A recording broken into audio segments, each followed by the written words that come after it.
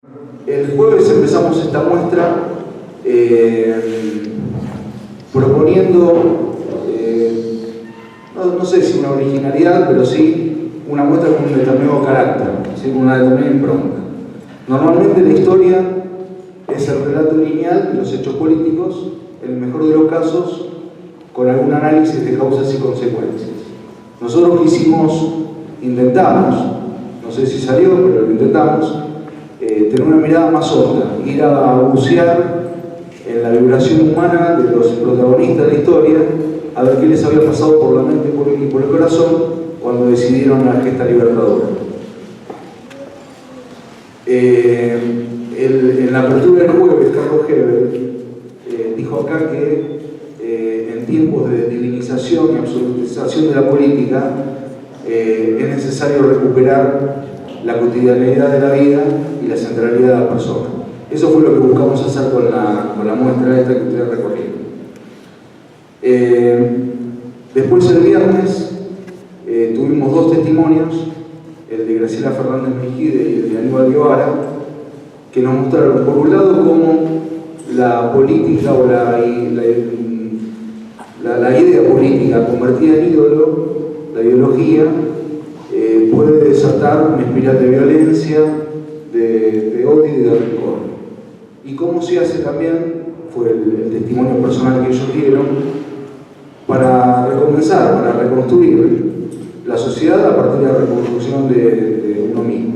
Y fue muy conmovedor ver a Graciela con unos 80 y pico de años, hace prácticamente 40 que le arrancaron a medianoche a su hijo de 17, no lo volvió a ver nunca más, y sin embargo dedicó su vida a la lucha por los derechos humanos, proclama que son para todos, sino para nadie, y no tiene ningún tipo de resentimiento, sino que encara la vida con una entereza que conmueve.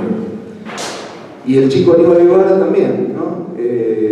Luchando por su derecho a no ser caracterizado como el hijo de un milico preso por delito de lesa humanidad, ¿no? Y como él estableció vínculo con otros muchachos jóvenes que están en la misma búsqueda de su propia identidad y buscando cómo se puede construir una sociedad sin quedar atrapados en los odios y en los enconos de su padre, por decirlo de alguna manera. Hoy queremos hablar de este reinicio, pero particularmente a nosotros nos gusta más hablar de inicio porque esa cosa digo de reinicio y no de inicio, porque eso de ir adelante pensando que dar vuelta a la página y que con eso es suficiente como para encarar el futuro, sabemos que termina mal, tanto en la historia personal de cada uno como en la historia de una comunidad, de una sociedad. La sociedad argentina da la sensación de ser una sociedad que le pasa de todo, pero que no aprende nada, ¿tá? Y esto es lo que pone en evidencia que sin juicio no hay verdadera experiencia. Y por eso lo que queremos hacer hoy, con la ayuda de estos dos amigos, es un momento de juicio, que podamos entender qué es lo que nos pasa como sociedad, cuál es la importancia del vínculo con el otro, y cuáles son las condiciones en las cuales se puede pensar en seguir construyendo la sociedad argentina, liberándonos de ciertas contradicciones que hoy nos mantienen a todos de alguna forma encorsetados, ¿no? Los presento a los dos. Julio me pidió que no recorra todo su currículum, así que no lo voy a hacer. Ustedes saben, fue 2 veces diputado nacional, fue secretario de Cultura, fue titular del CONFER, es peronista, hoy asesora a Mauricio Macri. Enoya Aguiar es abogado, Julio es licenciado en Ciencias Políticas. Enoya es abogado, es especialista en Derecho de las Telecomunicaciones, estudió en Francia, también tuvo responsabilidades políticas, fue asesor y además fue secretario de Comunicación de la Nación, en el gobierno de la Alianza. Y los dos tienen además una larga trayectoria académica, han sido titulares de cátedra de universidades nacionales y extranjeras también. Así que bueno, el tema que propusimos por hoy es construir desde el diálogo el otro como bien. Lo hacemos siguiendo una determinada hipótesis, que es que sin encuentro con el otro no logra salir a la luz o mantenerse vivo nuestro yo, que se abre a las preguntas fundamentales de la vida. La relación con el otro es una dimensión antropológica que nos constituye. Esto es lo que nosotros pensamos. Si no recuperamos la experiencia elemental de que el otro no es una amenaza, sino un bien para la realización de nuestra persona, será difícil salir de la crisis en que nos encontramos, en las relaciones humanas, sociales y políticas. Habermas dice que solo el encuentro con el otro puede desarrollar que iniciemos juntos el proceso de la argumentación sensible de la verdad. El Papa Francisco fue un poco más lejos, diciendo hace pocos meses que la verdad es una relación. Bueno, queremos escuchar a nuestros amigos que nos ayuden a profundizar el proceso.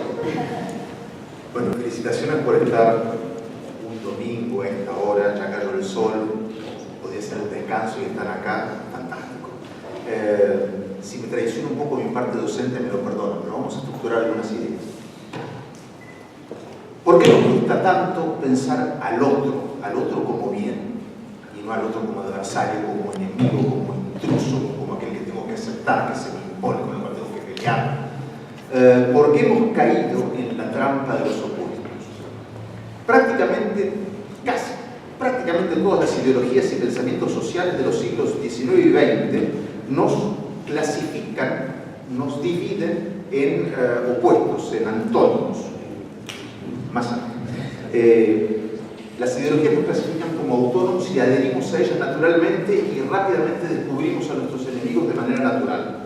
Porque están podemos ser individualistas o colectivistas, opuestos. Podemos estar a favor del liberalismo o del socialismo.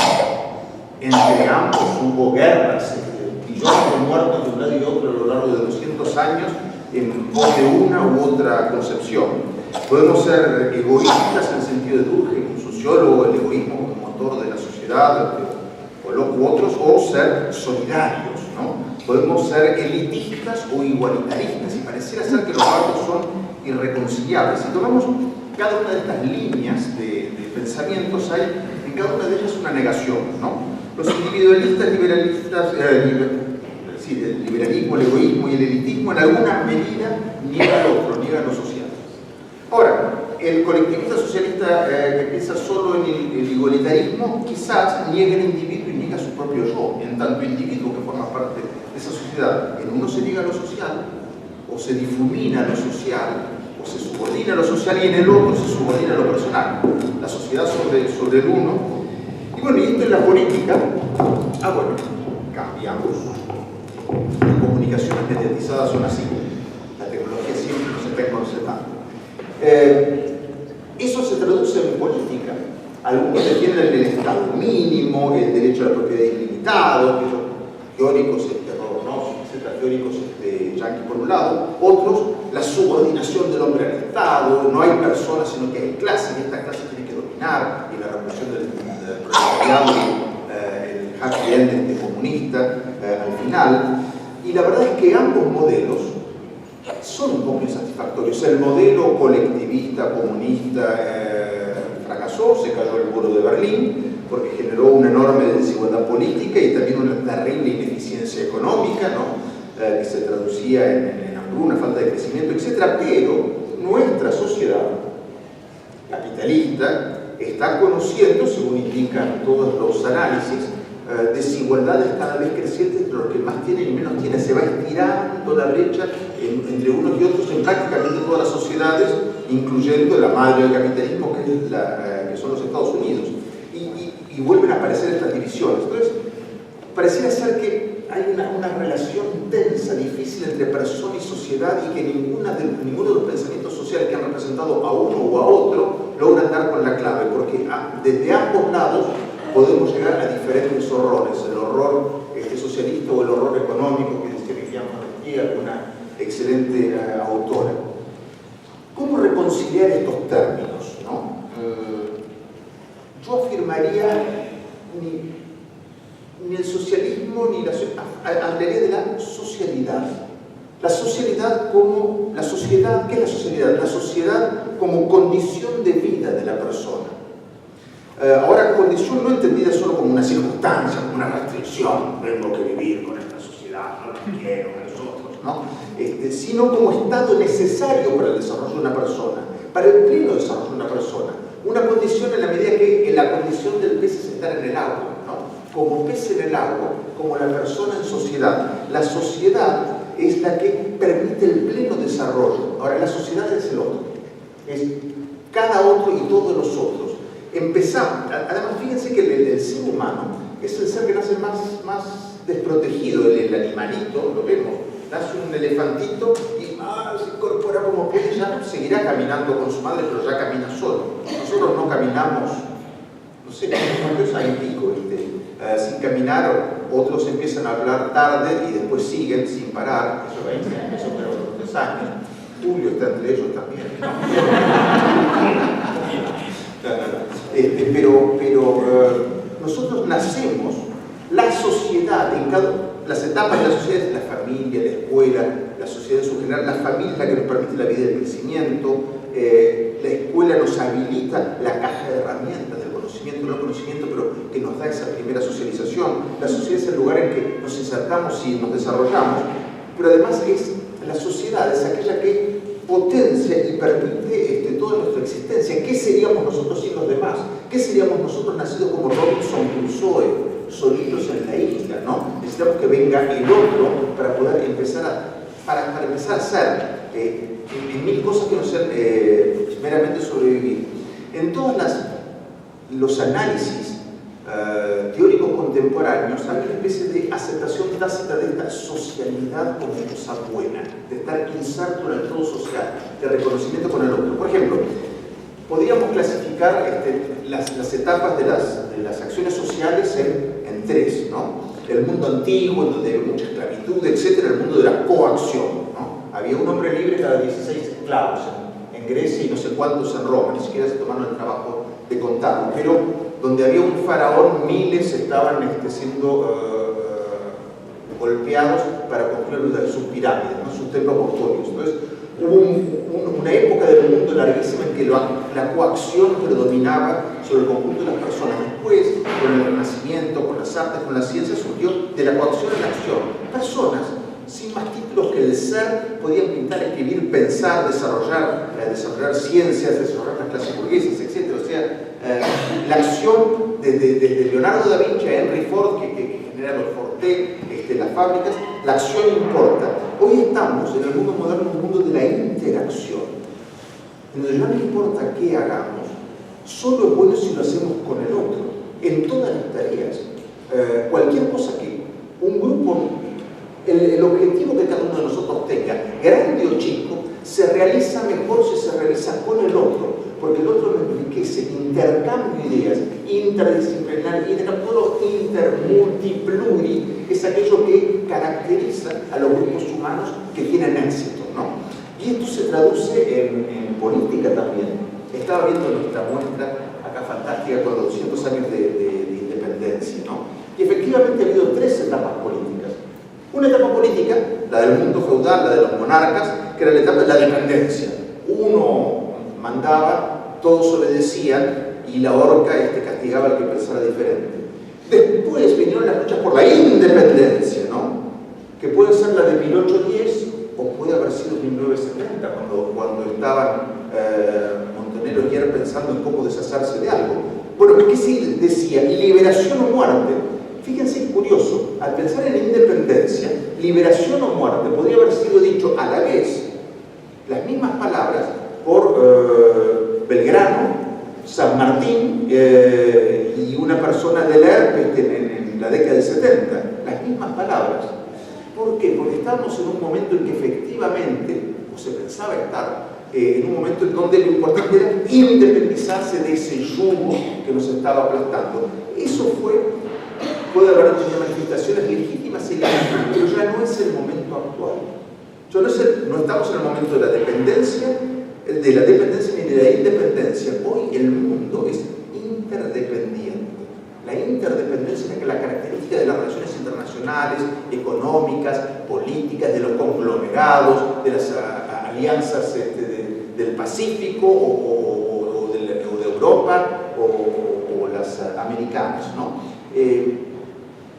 La idea de la interdependencia es que hay un fin del mundo bipolar, ¿no? De que hay un impacto transversal de lo que sucede en cualquier lugar del mundo sobre las economías y nuestras vidas, sobre todo. Todos nosotros seguramente, salvo que haya alguien perfectamente sano acá, no digo psiquiátricamente, digo físicamente, pero todos nosotros estamos tomando algún remedio. Yo no. Bien, vos no. Sos la que te salvaste. 30 años. Eso significa que siempre hay una fantástica excepción a toda regla, pero todos los demás tomamos cosas porque se ve que somos más debiluchos. Hay que aprender. Y esos medicamentos han sido descubiertos, pensados, ¿ustedes saben por quién? Sí. No sé, los medicamentos, digo, por japoneses, yanquis, franceses, argentinos, polacos, colombianos, no lo sabemos. Hay una interacción permanente en la sociedad en red, la sociedad del conocimiento, de todos con todos. No hay ningún objetivo que se haya conseguido desde un solo lugar. No hay ningún país que sea autónomo para su crecimiento, ni los países, ¿no?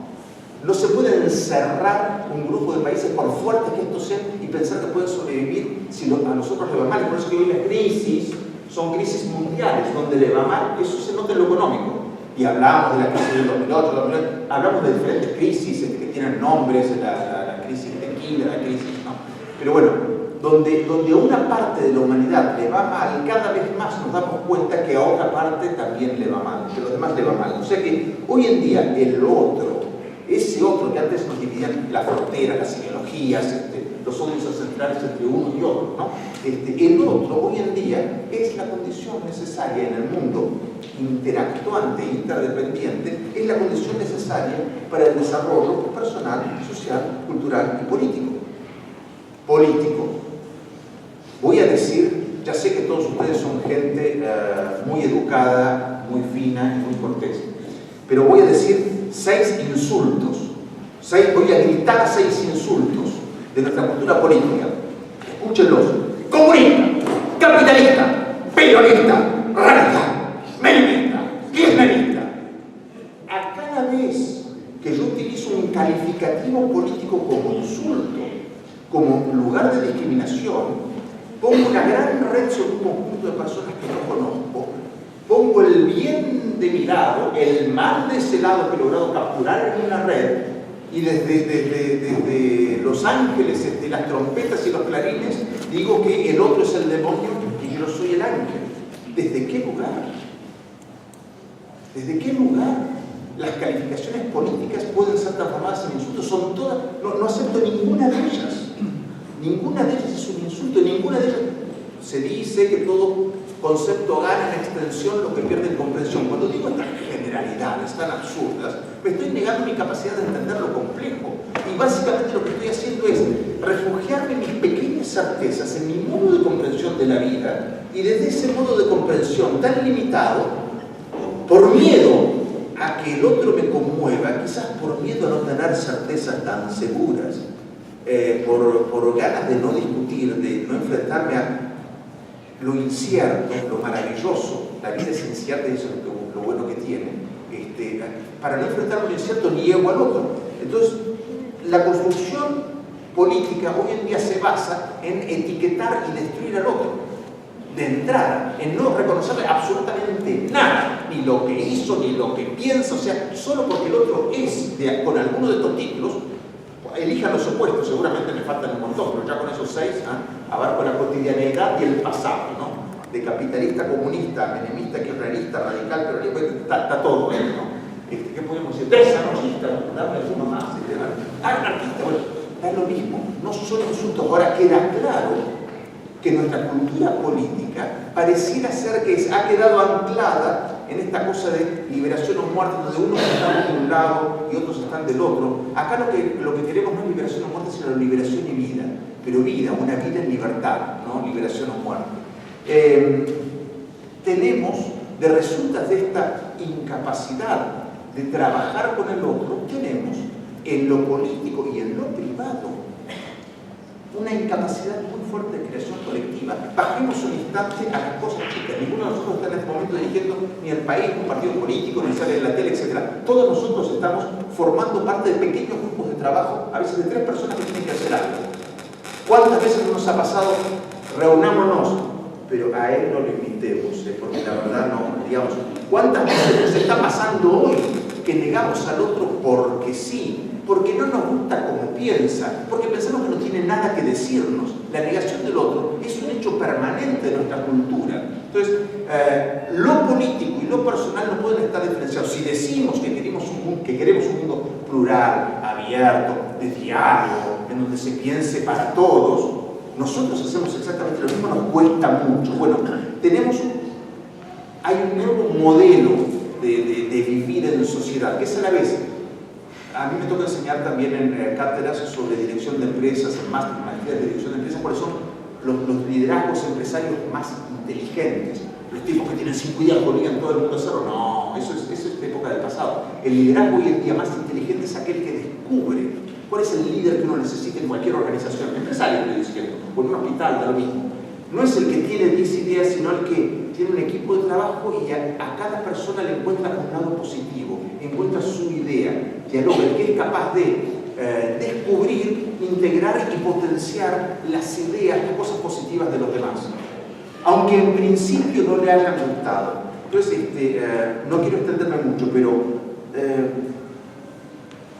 la política, la vida personal, la vida social, el crecimiento en la sociedad del futuro, que es el crecimiento de la sociedad en red, con todos conectados, donde se bajan las fronteras, en donde cualquiera puede estar en contacto con quien se le antoje a través de los medios de comunicación actuales, es imposible ser parados en el lugar del yo y los otros.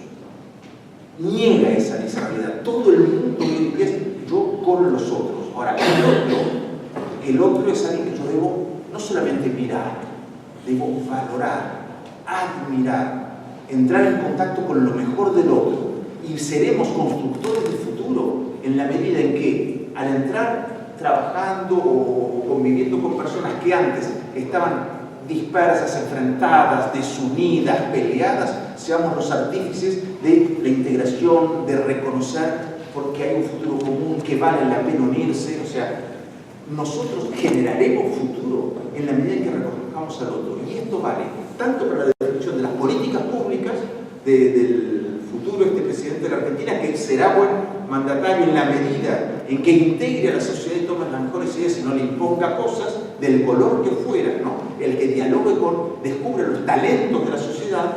A nosotros, cuando en nuestra vida cotidiana negamos al otro, queremos imponer y no somos capaces de primero escuchar, después valorar lo que nos dice el otro y recién entonces proponer y acordar en conjunto hacia dónde ir. De la coacción al acuerdo, al diálogo, a la interacción, descubrir al otro, que es el camino del futuro y creo también el camino de la felicidad. O sea, qué suerte. Es un tema complejo. Yo tengo 73 años y viví todo el proceso del nacimiento de la violencia. Era dirigente estudiantil, desde Cordobazo en más.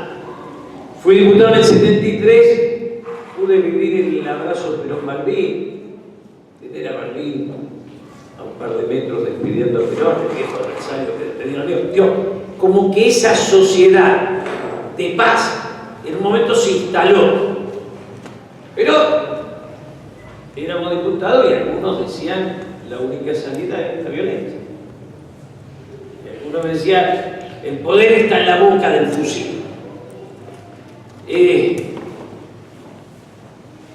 Uno toma la historia, o sea, como un proceso. El peronismo reivindica un sector de la sociedad que estaba afuera. Eso siempre es violento. La negritud en Estados Unidos, luego da Luther King, pero además incendia Harlem. Y después ponen un presidente negro. Y ya no hay más Ku Klux Klan. Si uno toma la Europa, yo iba a Berlín, no ve esa fractura de tanta sangre que fue el muro. Hoy existe como un recuerdo importante, pero no es un obstáculo. para que esa sociedad, o sea, que aquella división, aquella guerra que mató tanta gente en Europa, luego de una Europa unida. Entonces, claro, yo digo, a mí me falta el Pepe Mujica, me falta un guerrillero que se haya pasado muchos años preso, que haya salido y haya dicho, pacifiquemos. ¿No? Qué sé yo, Mandela estuvo 28 años preso. Es el tipo que ordena que no se agreda. Parecería que digo, somos capaces de dar un Barenboim que haga una orquesta entre palestinos y judíos, un papa que va al muro a Jerusalén a rezar con un judío y un maometano. Sí, somos capaces de aportar. Barenboim en su momento lo explicaba como diciendo, nacimos en una sociedad de tantas razas, tantas culturas, tantas mezclas, que somos capaces de dar este tipo de síntesis superadora. Y luego es difícil la convivencia. La idea de que el otro es enemigo. Y si es enemigo lo tengo que eliminar. Con el enemigo no se convive. Yo he tenido, digo, en esta historia, para 3 o 4 años, juntamos un grupo donde la mayoría habían sido guerrilleros, 2 o 3 no, pero son largos debates porque. Y solo uno dijo, no me arrepiento en el sentido de. Pero el resto estaba como que habíamos mandado, que habíamos asumido. Yo digo esto. Después me agarró cada cabronada que digo, todo muy teórico. Cuando me recibió el Santo Padre, le digo, usted es el Papa, yo soy un feligrés. Me intentó saludar el embajador argentino en el Vaticano y le dije, yo a vos no te saludo. Entonces, su santidad sonrió y dijo, bueno, es su derecho. Pero creo que el tema central es la idea de si yo construyo por odio al otro o construyo por sueño mío. O sea, si yo necesito para crecer confrontar, yo en eso digo siempre que si el peronismo sobrevivió es porque había peronismo y antiperonismo. Quiero decir, no nació como un odio, nació como una voluntad. Ya no es un partido, peronistas somos todos. No estoy con Macri, sigo con De la Sota, no la voy a Córdoba. Hablo con Scioli, hablo con Macri, hablo con Massa, pero hasta el momento no. Digo, pero creo, en serio, que no tenemos derecho a tener la fractura que estamos viviendo. Y que me da un poco de envidia Uruguay. Digo, me da envidia esa convivencia de hombres que tienen partido y donde Sanguinetti es de derecha, Tabaré y Mujica son de izquierda, digo, pero todos esos hombres salen de un partido y son respetados por toda la sociedad. Digo, esos individuos es como que ni hablemos de Chile. O sea, que la política genera personajes que viven del consenso y que ese consenso es también una atracción para la sociedad, porque cuando yo marco la fractura, después tengo como resultado que soy el único país del mundo que a la cancha de fútbol no pueden ir las 2 hinchadas. Esto es también el resultado de una dirigencia. Si yo planteo hacia abajo la fractura y la fractura ahonda y después termina, digo, yo en su momento, qué sé yo, uno arrastra frustraciones. Yo era muy amigo de Néstor Kirchner y del cardenal Bergoglio y hice 3 viajes acá de un lado al otro para ver si lograba que hable.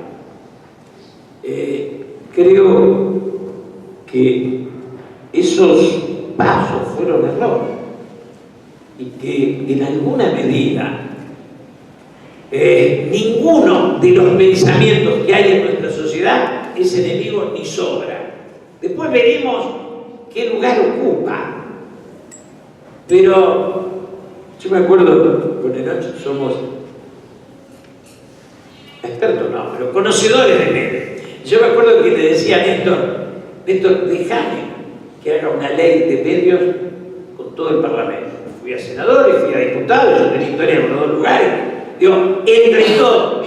Porque además concibo a la democracia como el gobierno de la mayoría que respeta a la minoría. Cuando empezó a debilitar el respeto a la minoría, y es lo que pasa hoy, en el cual, digo, hay como un miedo de cada lado. Esto es un error. La democracia en serio se mide como un paso de crecimiento, como que salimos y vamos a avanzar en todos los casos. Yo no puedo decir que el otro es el atraso. Digo, el atraso soy yo que digo que el otro es el atraso. Digo, ¿cuál es mi límite? Mi límite es el que pone límite. Digo, yo no tengo otro límite que aquel que me diga, digo, aquel sector es el atraso. Creo que eso degrada la política, que lo que yo tengo que vivir es la propuesta. Y en esa propuesta, la política es el espacio de los sueños, el lugar donde expresamos lo que queremos como sociedad para querer de nuestros hijos. Eso o se hace entre todos o no se hace.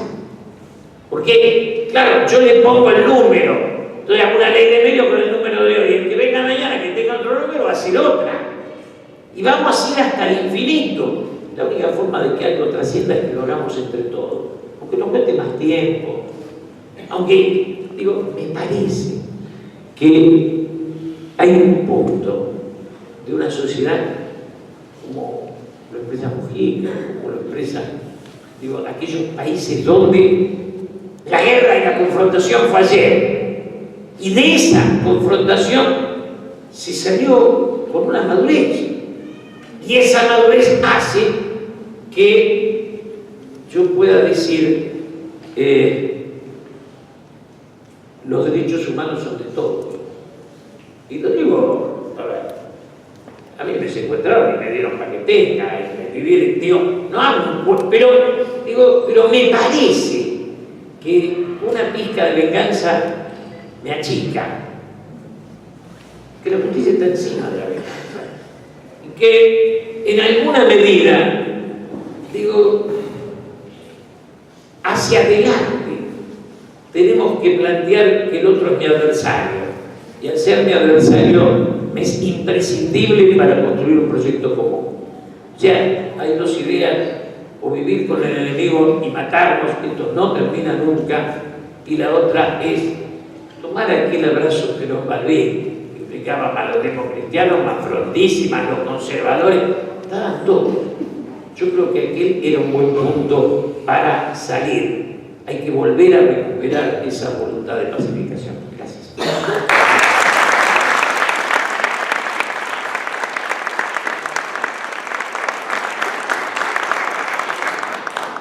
Bien, tenemos ahora un tiempo para preguntas, así que aprovechemos el tiempo y quien quiere hacer una pregunta a cualquiera de los dos panelistas, Mario. Julio, ¿por qué crees que atrasa tanto la política? El 70 fue la década de los ideales. El idealismo nos llevó a la muerte. Como el idealismo nos llevó a la muerte, luego vino el pragmatismo. Y el pragmatismo es los operadores, los tipos que hacen negocios. Entonces, hay como, recién ahora estamos volviendo a valorar la inteligencia y la política. Nosotros, la política pareció que nos llevó a la matanza, entonces nos hicimos apolíticos todos, que había 500 kilómetros para no votar. Digo, pero creo que en este momento estamos recuperando la política como discusión. Y un país en serio es aquel que pone los mejores a conducir. Nosotros hasta ahora venimos prefiriendo el vivo al inteligente y no nos va muy bien. Yo tengo una para cualquiera de los dos. Como decíamos al comienzo, la sociedad argentina muchas veces da la sensación de que nos pasa de todo y que no aprendemos, ¿no? y parecemos a veces un pueblo un poco indolente. Pasan cosas que son gravísimas, no sé, pienso en conflictos recientes, el conflicto del campo, el avance sobre la justicia, sin calificar estos hechos, digo, cosas que son importantes socialmente, bueno, la muerte de Nisman, etc. La pregunta es la siguiente. La sociedad argentina dio algunas muestras de que no está totalmente dormida, porque ante esos hechos hubo movilizaciones de la sociedad civil, ¿sí? Sin embargo, daría la sensación de que eso no se llega a traducir políticamente. Después llegan los momentos, las instancias electorales y pareciera ser que los que parecían muertos están vivos y con chances. Entonces, ¿qué nos pasa como sociedad? Este tipo de manifestaciones de la sociedad civil, ¿son suficientes en sí mismas o le falta algo para que tengan su traducción política?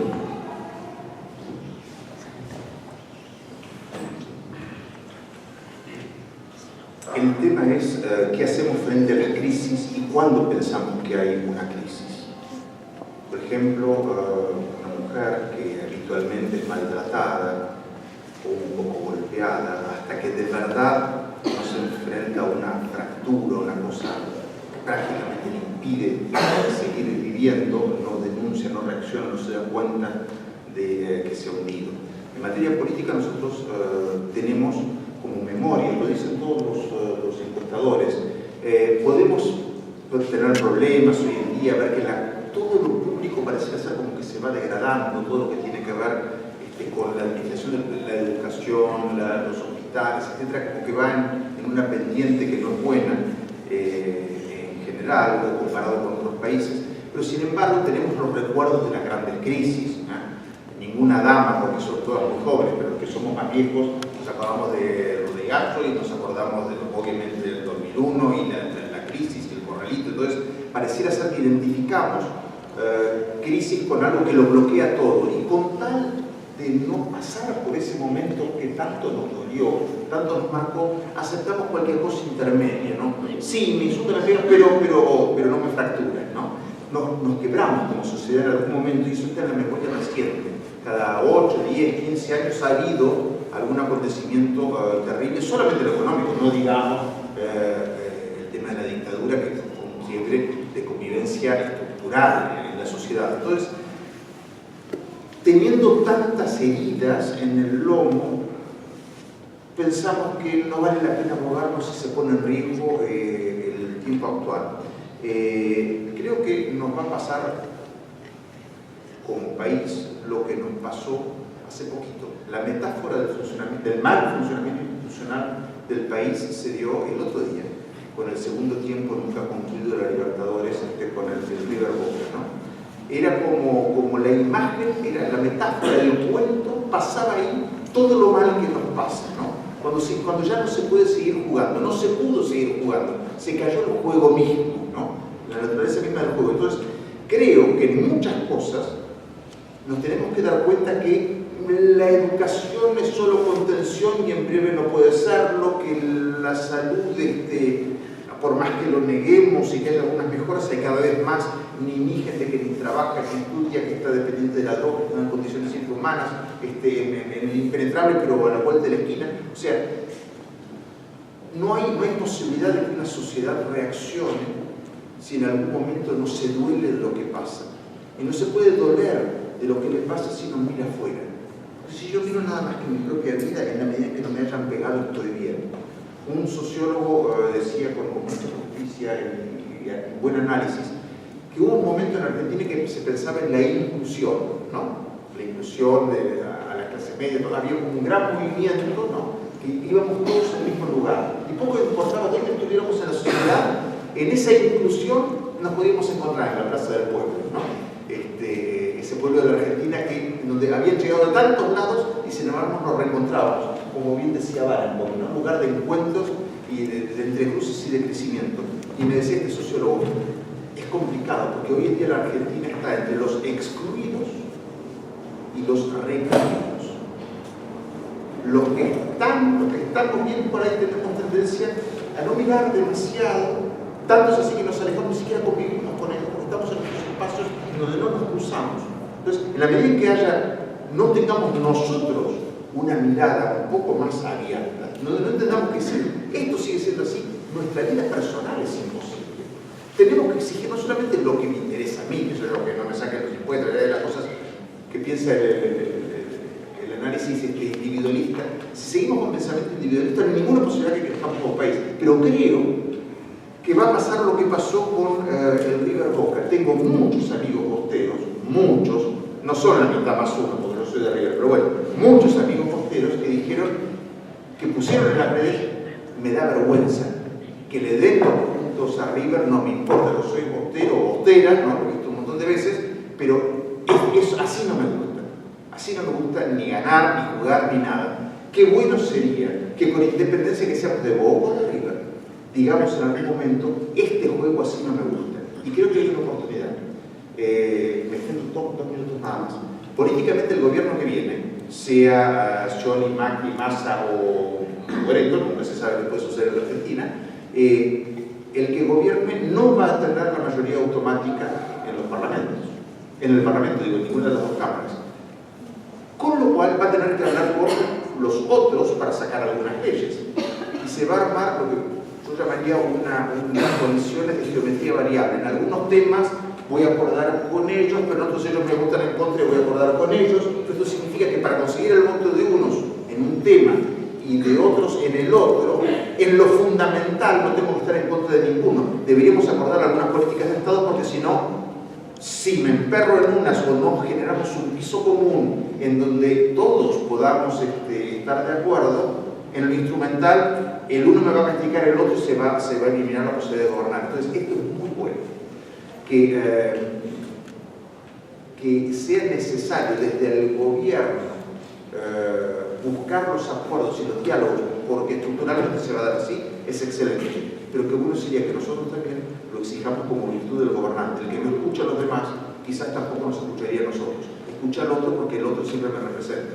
Creo que o sea, no se crece sin experiencia. Con manuales no se hace crecer al otro. Todos hemos crecido por propia experiencia. Creo que la Argentina ha pasado por muchas, y lo digo con verdadero optimismo, con verdadera esperanza. Creo que este es un momento en donde, si la sociedad ve que no puede ser el River Boca que termina a las piñas y sin poder jugar, nos da vergüenza lo que pasó, que queremos que todos los juegos sean, que seamos del partido que querramos, pero que se juegue de otra manera. Si lo exigimos en la sociedad, me parece que es un buen momento para una cultura. Eduardo. Primero agradecerle el análisis de los hechos, que la verdad que me maravilla el modo en que sintetizan la historia y todos los acontecimientos. Pero me surge la necesidad de escucharlos a ambos para guiarme en cuanto a los valores. Porque resulta que hoy aparece publicado en un periódico que la Argentina, entre una de las tantas listas que encabeza la lista mundial de robo en hoteles. Entonces, me queda, digamos, esta pregunta: ¿qué tiene que hacer la sociedad para tener valores otra vuelta? Porque la verdad que podemos estar toda la noche enumerando las cosas, esto de Boca, Nisman, hay infinidad de cosas que se han perdido los valores de la sociedad. Entonces, la pregunta es: ¿cómo hacemos para rearmar? ¿Qué hace falta una Moncloa? No sé cómo rearmar y tener valores que nos permitan decir qué está bien y qué está mal. De lo que decía recién Nocho, está claro que un gobierno débil permite que un pueblo sea fuerte. Con este cuento de gobierno fuerte terminamos gobernando un pueblo débil. Y a mí me parece que lo que usted plantea es, para mi gusto, salir de que la culpa la tiene el otro. Mientras busquemos sacarnos la culpa de encima. Entonces, además de historia, el tipo te dice, no, la culpa fue en el 30. Esto ya es un pensamiento. No, fue Perón en el 45. No, parece que hacia atrás todo. podíamos ser un gran país, pero después pasó tal. La verdad es que yo pensé que pudimos ser. ¿No? Algunos dicen, no somos Australia, y no había canguro, por eso. Pero, digo, el problema es qué vamos a hacer de nosotros. Hay una cosa que yo marco siempre: nosotros no tenemos una cultura dominante.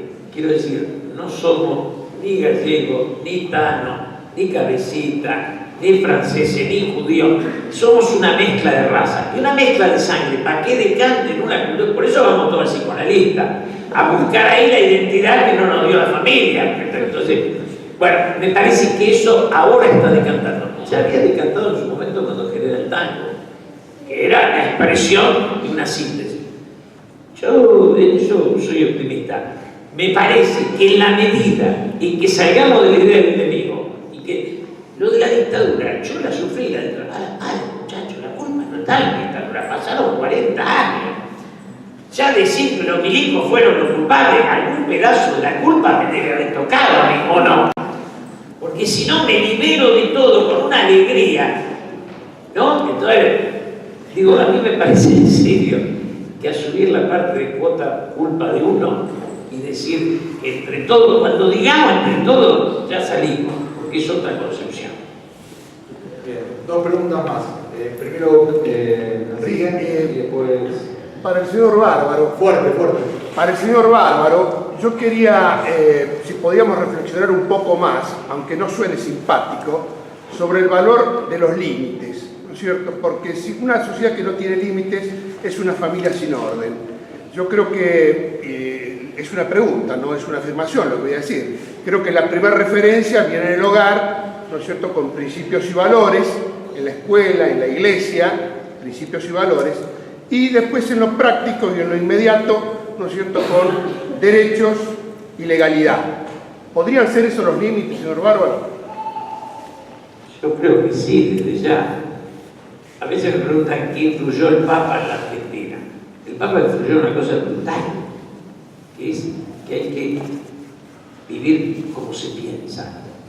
Digo, esta idea de que todos los políticos terminan en Puerto Madero da una concepción, ¿no? Da una noción de que el ascenso social, a mí me parece que sí, pero en ese sentido el tema central es salir del vidrio oscuro.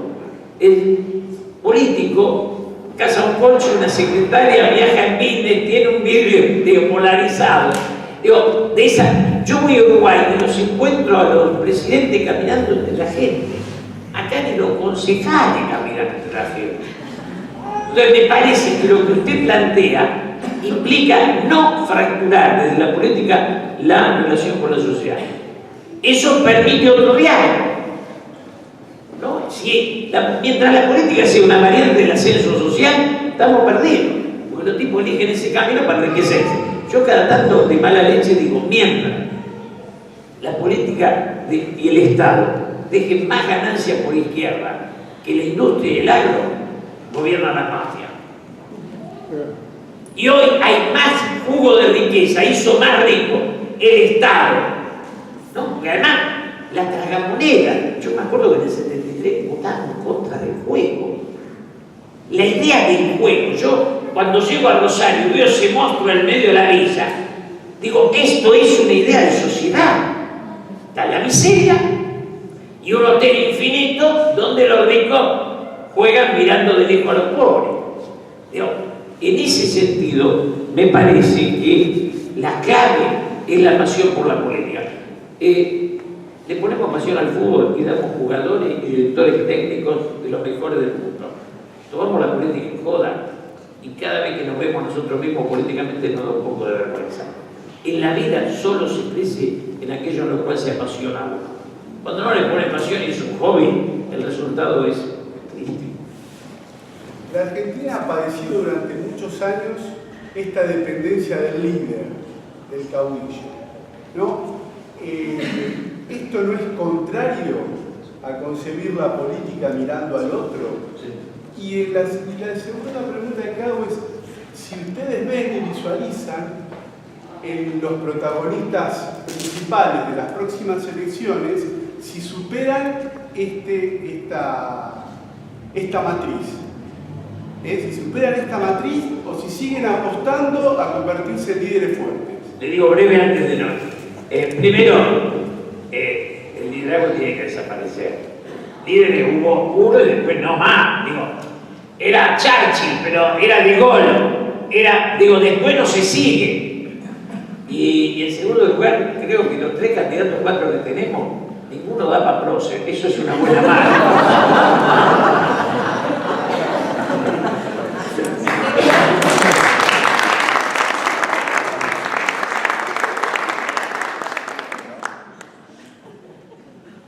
El Papa Francisco, todo Papa, en algún momento, una vez por año, cuando tenía oropeles y calzados especiales y guardas suizos, antes del 60 había, cada 15 metros en el Vaticano había un uniforme diferente de los guardas suizos, eso lo eliminó Pablo VI, etc.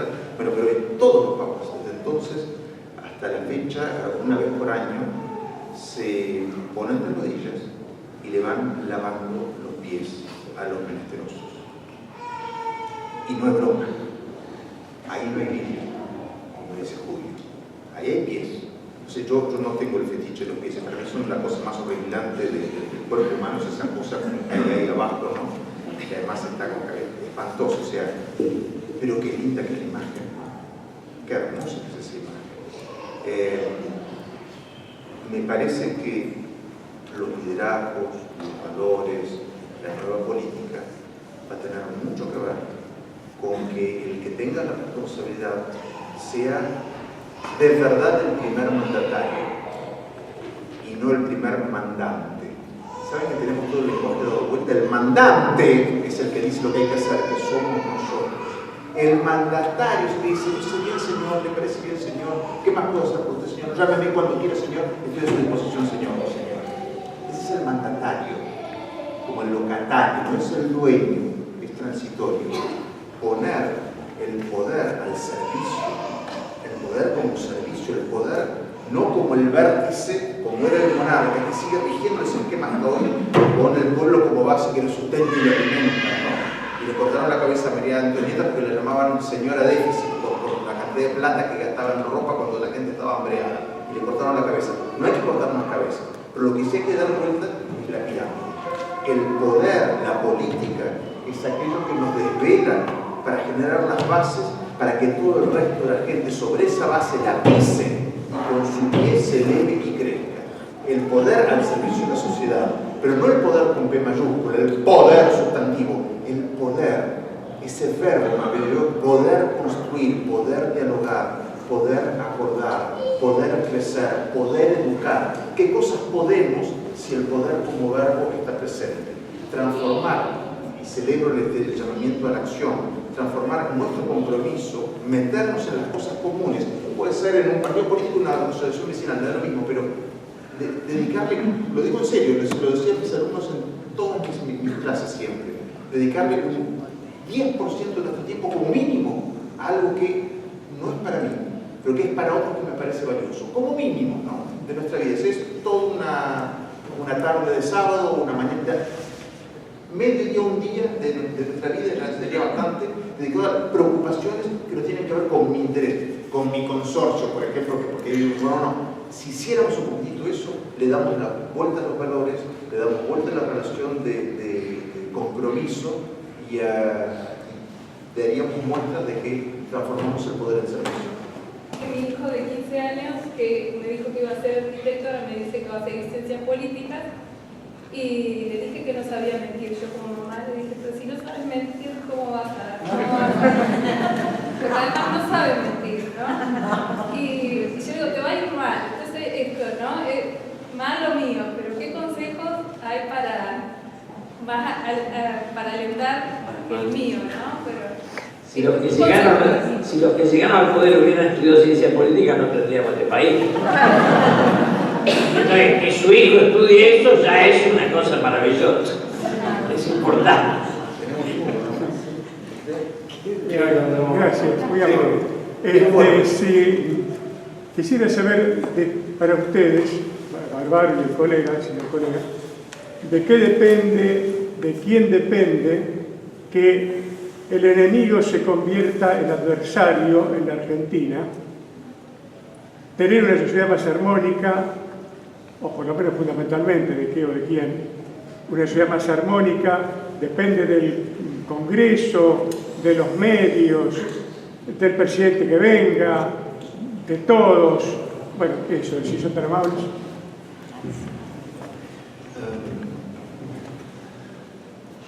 Gobernar es educar. Quien gobierna, desde un jefe de familia, un jefe de una organización al jefe de un país, marca los valores.